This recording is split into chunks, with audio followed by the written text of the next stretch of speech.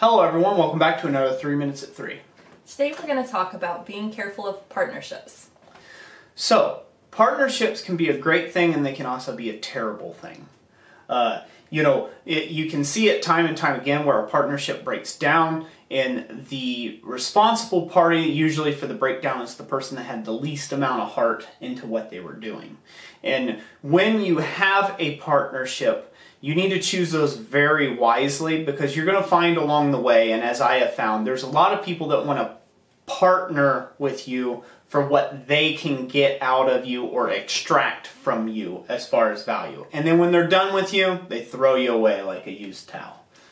Yeah, so a better alternative to being a partner with somebody perhaps would be to subcontract them for a portion of the work. In order to subcontract them, they have to work on it on their own time and at their own location. And at their own steam and effort. Yeah. But that does allow you to write off what you pay them as a tax write-off, a tax deduction. Yeah, so technically they're not an employee, they're not 50-50 owners in something, they are effectively a subcontracted laborer, especially if this is your ideal.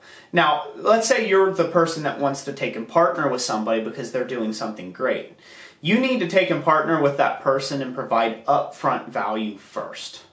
You need to provide the value up front to them first, and then let the extraction of that value come later for yourself. A lot of times we get it all the time here on YouTube. There's these partner networks that try to take and partner with us and this and that, and we get everything from like household goods to soap to all different types of multi-channel networks that is just like, No, we're not into that. We're not into partnerships right now because no one's going to work as hard for our channel and as hard for our community as we will. Yeah. But if you are considering a partnership, you have to think also about the time frame. If there is a set time frame that you're only going to be working in, say the partnership's only going to last for a year or two, or if it's long-term. Because if it's really long-term, you have no guarantee that that person's going to live in that location forever, or that 10 years down the road, you'll still want to be in business together. Yeah, and once again, that gets even more murky. That gets murkier and murkier once you have things split up evenly. So say your partner has one part of the business and you have the other part of the business, and you sell a contract and it involves both parts of the business and the partner decides to back out.